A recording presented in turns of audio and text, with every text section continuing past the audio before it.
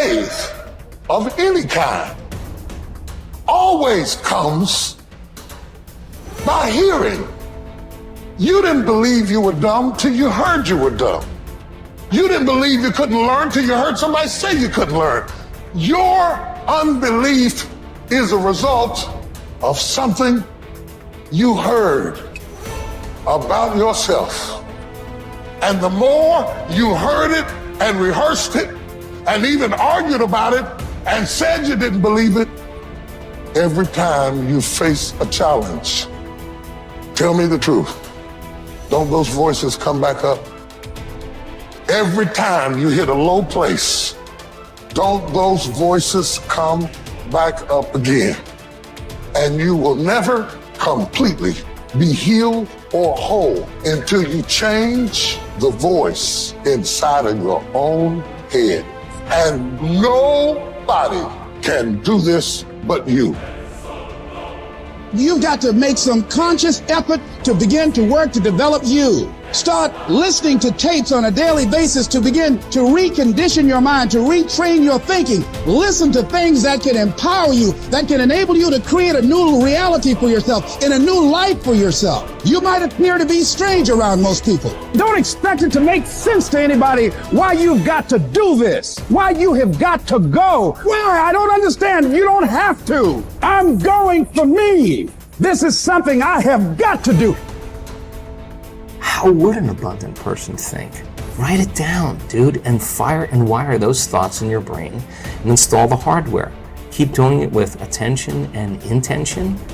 It becomes the new voice in your head. It becomes a software program. And before you reach for your cell phone and start scrolling through your social media, close your eyes and rehearse in your mind how that person would walk, how they would breathe, how they would smile, how they would greet people, how they would be on Zoom calls, how would they be in traffic, how would they be at dinner. And the act of closing your eyes and mentally rehearsing the act, if you're truly present, the brain does not know the difference between the real life experience and what you're imagining. In fact, just a little bit of time, you start to install the neurological hardware to look like you already did it. You must have faith. You've got to believe in yourself. You've got to believe in your abilities, your ideas, unquestionably. You've got some idea, some dream that you might have to go back and brush it off and look at it again and say, I've got to do this. This is what I'm supposed to do. This is why I showed up. You've got to talk to yourself day in and day out, selling yourself on you and on your potentials. And all I want you to do every day is just say to yourself, when you feel that inner negative conversation saying you can't do it, just say it. It's possible.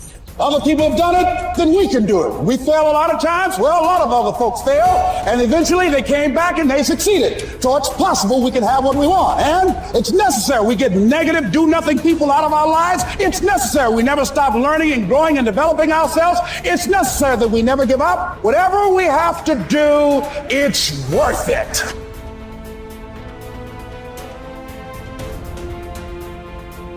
You have power over your mind, not outside events. Realize this and you will find strength. When you arise in the morning, think of what a privilege it is to be alive, to think, to enjoy, to love. The soul of a man harms itself, first and foremost, when it becomes, as far as it can, a separate growth, a sort of tumor on the universe. Because to resent anything that happens is to separate oneself in revolt from nature, which holds in collective embrace the particular natures of all other things. Yes, keep on degrading yourself, soul. But soon your chance at dignity will be gone. Everyone gets one life.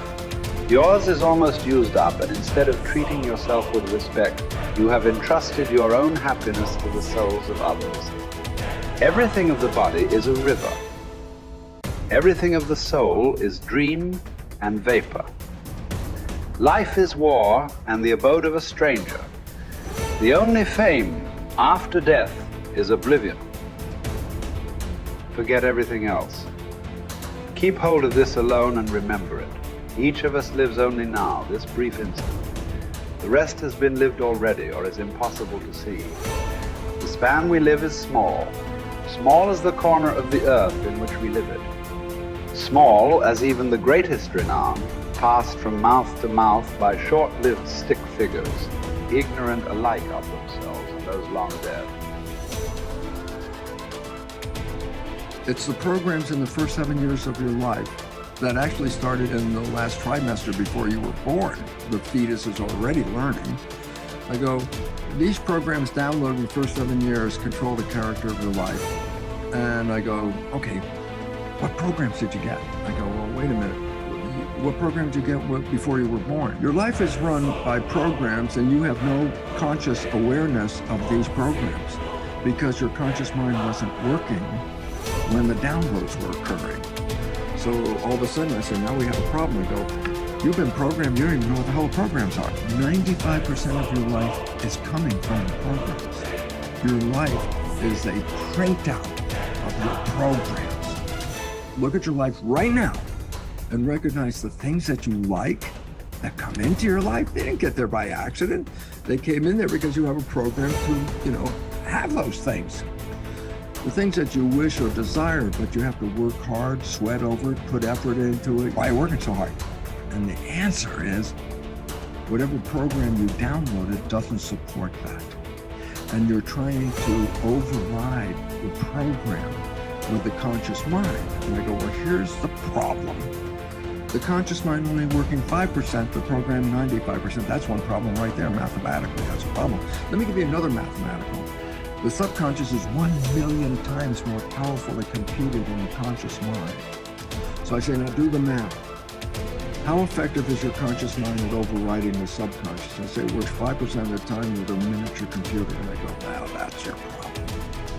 I go, the only way you can override the program is not play the program, and that's when we said stay mindful. And then we then said, well, that's going to be difficult because we have to think. So there's only one way out. Reprogram the subconscious mind. If you would put wishes and desire programs into the subconscious mind, that means that that program will be operating 95% of the day. Meaning, whether your conscious mind is in control saying, these are my wishes and desires, or the conscious mind's thinking, then the subconscious mind comes in and says, these are my wishes and desires, then guess what? Then 100% of your life you're living wishes and desires. And therefore, all of a sudden, then the work has to come back to each of us as individuals. Each of us got programmed. Each of us is manifesting that program. We give up our power in many of the programs. A fine example is, you were sick as a kid, and just like your parents and any other family members, when you were sick, you went to the doctor. I go, that's a habit. I said, what does it mean? It says, you learn this in the first 7 years. The program, it says, when you're sick, you give up this power and you go to that doctor and you accept the doctor as the power over you. Because when it came to health, it's like, no, you don't do it. The doctor does it. That's the program. I say, so what's the point? You have given up power over the control of your life and have given it to the truths, quote unquote, offered by the doctor. I go, significance. I go, the doctor misreads your diagnosis and then tells you, oh, I'm sorry, you only have 3 months left to live. And I go, significance.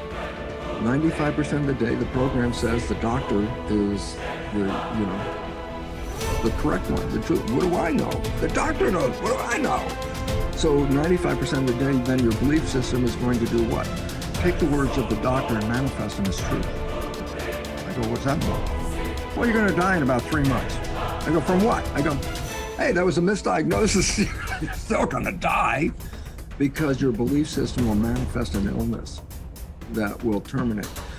Cancer, for example, is not due to any genes. There's no gene that causes cancer. The genes are correlated with cancer. Well, what causes cancer? I say disharmony and repressed anger is one of the big ones. I go, so then I say the genes didn't cause it? I say no. So I say, then what caused it? I say my consciousness. I say what? Repressed anger, I go, so what? I say, well, change consciousness, and guess what? You can go into remission. The cancer will go away as soon as you change the consciousness. And all of a sudden it's like, I thought I was a victim of the genes. I said, that's a program. And that is totally incorrect. Because as quantum physics says, consciousness is creating our life experiences. And as the new biology, which I'm familiar with, called epigenetics, is how consciousness controls the genetics. And all of a sudden I say, oh, well then biology and quantum physics now share the same story. Yeah, you're creating this. And then the idea is that if you look at the creation and you're not happy with it, don't go out and blame the creation, because you never saw that you were participating in a way invisible to you that led to this expression.